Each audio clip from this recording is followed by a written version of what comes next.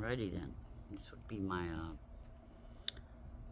the arm that holds the engine still. As you can see, there are pieces missing. I live in the desert, and watch. Yeah, that's holding my engine supposedly. And if you could do this to the thing that's holding your engine, you could bet your ass when my engine turns on and I'm driving, my engine's moving. Yeah, that has to get replaced. If it's not one thing, it's another.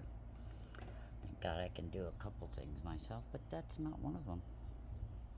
That is not one of them. Yeah, that is not one of them. My car's a 2000. That thing has been in the desert since 2000, so okay. Alright, if it ain't one thing, it's another.